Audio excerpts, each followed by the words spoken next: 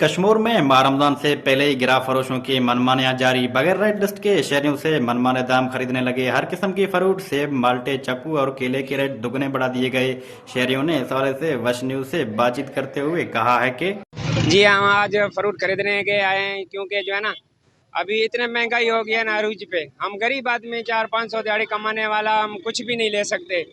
अभी माल्टा जो है ना कम से कम 200 रुपये 150 रुपये बिक रहा है। केला हम लेने आए हैं, अभी 100 के मेरे को जो है ना 4 केले मिले हैं। हम गरीब आदमी कहाँ जाएं। अभी ये सेब जो है वो भी सेब ही हमारे जो है ना 300 रुपये का किलो मिल रहा है। हम हुकूमत से यही मुतालबा कर रहे हैं कि रमज़ान शरीफ अभी आने वाला है, इसकी वजह से जो है ना आप थोड़ा सा हमें जो है रिलीफ दें, क्योंकि हम गरीब आदमी रोज़ा रख सकते हैं और इफ्तारी भी कर सकें। फ्रूट खरीद नहीं सकते, रमज़ान आने में कुछ दिन बाकी है। फ्रूट का रेट जो है आसमान को छू रहा है। रमज़ान तो आने में कुछ ही दिन बाकी है।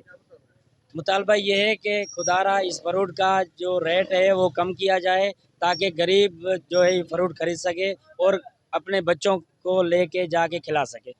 शहरियों ने कहा है कि माह रमजान महीना आने वाला है, मगर जिले इंतजामिया की लापरवाही के बाद गिरा फरोश सरगर्म है और आवाम से ज्यादा रेट ले रहे हैं। हम हुकूमत वक्त से मुतालबा करते हैं कि फलों की रेट सस्ते करने के साथ साथ मुनाफाखोरों के खिलाफ कार्रवाई की जाए। कैमरामैन टीम बख्तली चाचर के साथ शेरबाज खोसो, वश न्यूज, कश्मीर।